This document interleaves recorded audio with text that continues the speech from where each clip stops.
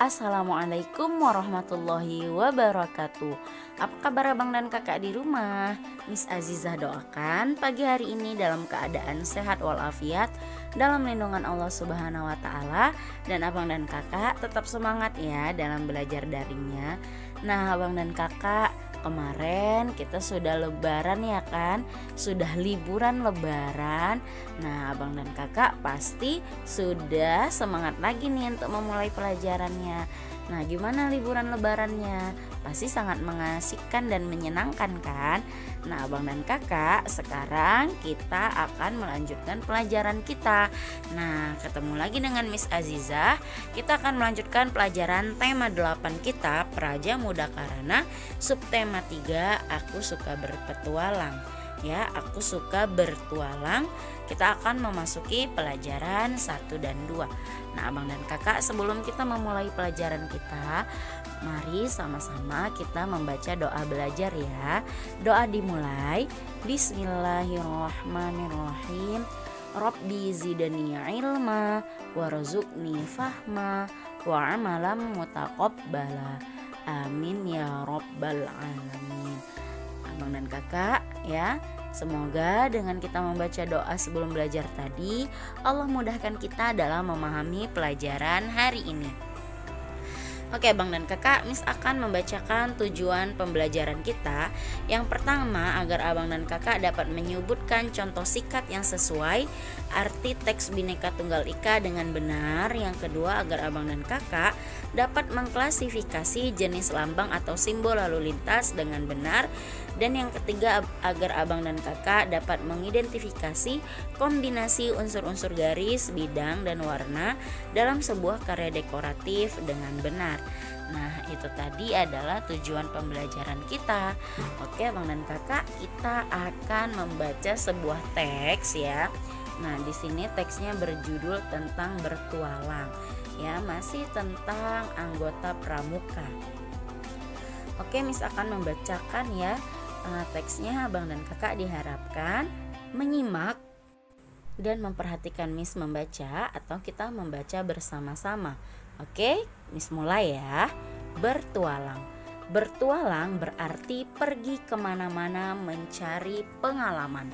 Anggota pramuka senang bertualang. Mereka mengunjungi berbagai tempat untuk belajar. Mereka juga senang mengunjungi tempat yang belum dikenal. Hari ini Udin dan kawan-kawan akan bertualang. Mereka akan mencari tahu tentang lingkungan sekolah. Kegiatan dilakukan melalui permainan mencari jejak. Udin memperhatikan tanda yang sudah disepakati agar aman bertualang. Tanda yang digunakan berupa bendera kertas berwarna. Bendera berwarna merah menunjukkan perintah belok kiri. Bendera berwarna kuning menunjukkan perintah belok kanan. Bendera berwarna hijau menunjukkan perintah berjalan lurus. Mereka menyeberang jalan di zebra cross. Mereka selalu berjalan di sebelah kiri jalan. Mereka juga memperhatikan keadaan lalu lintas saat menyeberang jalan. Nah, abang dan kakak, dari teks ini ya yang Miss bacakan tadi, kita bisa tahu ya bahwasanya anak pramuka itu senang sekali bertualang. Ya, pramuka itu ditempa untuk menjadi anak yang mandiri ya. Nah, dan bisa melakukan segala sesuatu dengan cekatan. Nah, abang dan kakak ya, di sini Udin dan teman-temannya juga mereka bertualang ya, yang bertujuan untuk mencari pengalaman ya. Mereka mengunjungi tempat yang belum mereka kenal untuk belajar. Nah, teman-teman Udin juga melakukan ya permainan yang dinamakan dengan mencari jejak. Nah, di sini mereka ya mematuhi peraturan yang sudah ditetapkan. Nah, dan mereka juga mengikuti rambu-rambu lalu lintas ya saat menyeberang jalan. Kenapa? Karena itu harus kita perhatikan untuk keselamatan diri kita. Ya kan abang dan kakak? Oke. Nah, di sini ya ada rambu-rambu lalu lintas yang biasa kita temukan di jalan-jalan ya. Nih misalnya tanda S ini ya abang dan kakak, ini menunjukkan tanda di samping berarti kendaraan dilarang berhenti. Berarti kalau ada tanda S ini ya, berarti tidak boleh stop abang dan kakak di situ. Nah, seperti yang di bawah ini, di sini adalah tanda P ya yang dicoret seperti ini. Itu tandanya dilarang parkir. Nah, abang dan kakak cari tempat parkir yang boleh kamu parkir. Kalau tidak nanti bisa kena tilang ya kalau sembarangan parkir. Nah, abang dan kakak bisa perhatikan ya, mobil-mobil ini ya abang dan kakak jika naik kendaraan ya. Nah, jangan sampai melewati garis zebra cross ini. Karena ya, zebra cross ini bertujuan untuk pejalan kaki ya, dan orang yang bersepeda seperti itu untuk berjalan. Nah, kalau zebra crossnya ini abang tutupi dengan kendaraan abang ya, maka pejalan kakinya mau jalan di mana ya kan abang dan kakak? Nah, seperti itu ya. Garis hitam dan putih sebagai tempat menyeberang jalan. Garis hitam dan putih disebut garis zebra cross. Nah, begitu banyak sekali ya rambu-rambu lalu lintas. Kamu bisa pahami ya melalui buku atau juga internet. Kamu boleh cari tahu, ada banyak sekali tanda-tanda rambu-rambu lalu lintas. Nah, kalau yang di sini ada rambu peringatan ya. Ini rambu jalan licin merupakan contoh rambu peringatan. Nah, supaya abang dan kakak berhati-hati dalam melajukan kendaraannya, karena jalannya licin ya. Kalau licin bisa jadi kita nanti tergelincir. Nah, ban kereta atau ban mobil kita bisa tergelincir karena jalanannya licin. Nah, yang tadi ya rambu tanda S ini juga tadi sudah kita jelaskan bahwasanya dilarang untuk berhenti, itu berarti tanda rambu larangan ya. Kalau yang tandanya seperti ini adalah rambu-rambu lalu lintas yang menunjukkan rambu perintah ya. Rambu wajib belok kiri merupakan contoh rambu peringatan.